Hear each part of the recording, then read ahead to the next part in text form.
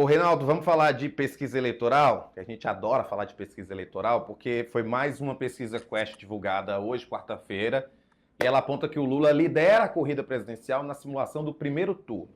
Vamos aos números aí, ó. O Lula aparece com 39%, Flávio Bolsonaro 33%, Ronaldo Caiado 4%, Romeu Zema 4%, Renan Santos 2%, Augusto Cury 1%, Cabo Daciolo 1%, Samara Martins 1%, os indecisos formam 5%, branco, nulo e que diz que não vai votar 10%.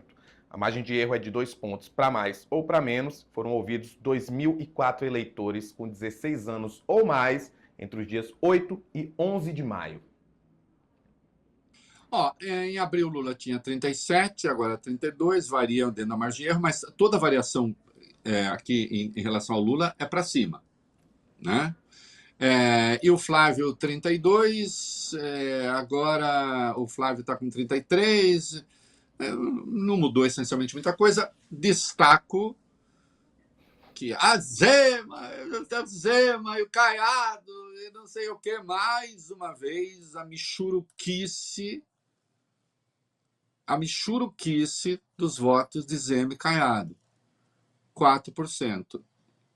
O Brasil da polarização, tal, essa doença do espírito que toma análise jornalística. Aí, gente, tem chance de sair da polarização com eles e tal, mas não sai. É que também eles não são alternativos à polarização, né? Todo mundo extrema-direita, porra. Extrema-direita para extrema-direita, vão pegar aquela que tem mais, digamos, volume, né? E que tem um orientador, né? Eu tinha chamado a atenção aqui, podem pegar programas passados, né? Que as pesquisas parece que indicavam que o Lula tinha parado de cair e o Flávio parado de subir. Lembra disso, Rafael? Nós falamos aqui em outras pesquisas. E eu acho que a pesquisa Quest aponta para aí, logo sai Datafolha. Em tese, a composição da amostra do Datafolha é até mais favorável ao Lula no seguinte sentido, não porque a Datafolha seja lulista, mas porque tem mais peso para o eleitorado pobre do que a da própria Quest, né? Porque aí, no segundo turno, o empate técnico continua, só que inverteu a vantagem. Quem estava com vantagem na pesquisa passada, numericamente, era o Flávio. Agora, quem está em vantagem numérica é o Lula. Vamos lá. Vamos aí para a simulação do segundo turno. Ela aponta, como você disse, é um novo empate técnico entre Lula e o Flávio, mas o que é que acontece? O Lula tem agora 42%, era 40% em abril e 41% em março.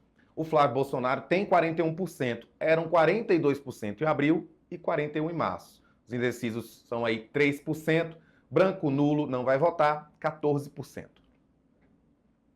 Olha aí, então, veja, claro que é uma pesquisa favorável ao Lula, ainda que dentro da margem de erro, mas é mais uma pesquisa, eu estou chamando a atenção porque veio uma sequência de pesquisas que estavam indicando que o Lula tinha parado de cair e o Flávio parado de subir. Campanha não começou. Eu insisto, eu acho que o Lula segue favorito porque a obra do Flávio ainda é desconhecida. O Lula toma porrada todo dia,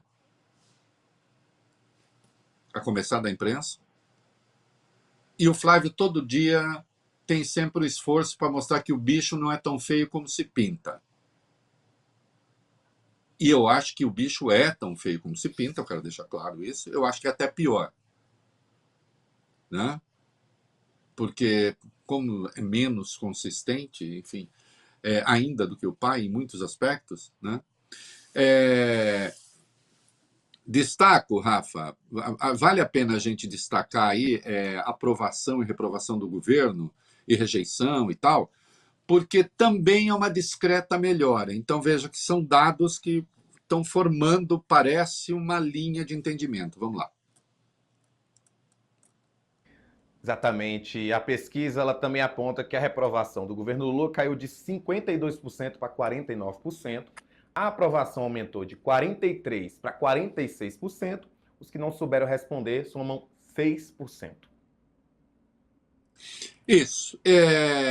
O índice de rejeição do Lula oscilou de 55 também para 53. Pessoal, né, Já o de Flávio oscilou de 52 para 54, né? A rejeição aí eleitoral, quer dizer. Né? Então, você veja, tem um conjunto de dados que parece que estão mais favoráveis ao Lula, embora o ciclo de boas notícias para o governo ainda pode vir, né? Pode ter consequências positivas ainda. E insisto, eu acho que assim que a campanha eleitoral colar a biografia do Flávio, a obra do Flávio, a personagem, né, nós vamos ter aí o quadro um pouco mais definido. Né? Que o Lula, convenha, do Lula, a oposição só não disse que eu sou bonito, gostoso e um velhinho malhado, né, Rafael? Porque todo o resto, qualquer outra coisa, eles já disseram, né? Agora, o Flavinho não. O Flavinho, por enquanto, está lá. Ai, o menino moderado. Ai, ele não é um Bolsonaro tão ruim como os outros. Não. Tudo isso ainda virá a público. Por isso, acho que o Lula segue favorito. Vamos ver, né? Mas a campanha não começou. Nós vimos as disputas em torno das versões sobre o encontro do Lula com o Bolsonaro. O Lula com o Trump, né? Então, o nepo velho da ditadura lá, o Paulo Figueiredo, dizendo foi tudo ruim, foi um desastre, não teve nem entrevista coletiva, tal. E quando nós sabemos, foi o contrário, né?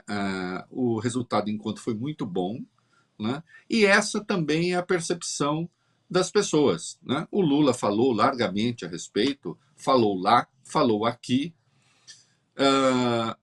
Eu já tinha afirmado aqui que, ainda que tivesse sido um desastre, o que quer ser um desastre?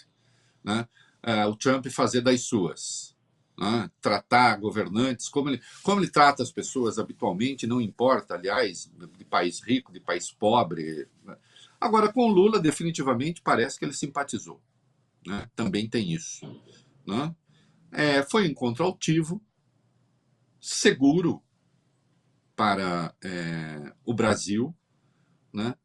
Lula foi lá levar pleitos brasileiros. Essa é uma outra coisa que ainda vai render eleitoralmente. Porque nós temos também o desempenho de Flávio nos Estados Unidos. Nós temos as promessas que o Flávio fez ao Trump. Né? E nós temos a forma como o Lula tratou dessas questões. A percepção foi muito positiva. Isso pode ter interferido nessa discreta melhora aí do governo Lula, do desempenho do Lula na eleição, e mesmo da avaliação do governo? Pode, um tantinho pode. Uma coisa é certa, não prejudicou. 2/3 entrevistados, 67%, disseram não ter sido beneficiados diretamente pela medida, pela isenção de imposto de renda para quem ganha até 5 mil, por aquela redução de 5 mil até 7.500. Enquanto 30% afirmaram ter sentido algum impacto positivo. Entre aqueles que relataram ter sido alcançados pela mudança, 45% disseram não perceber diferença relevante na renda. Veja, isso aqui certamente tem um impacto na renda. Lembra quando eu falei da questão simbólica? Que é até superior a negócio de blusinha, etc. Né? Mas 13. a política precisa de símbolos. É isso aí.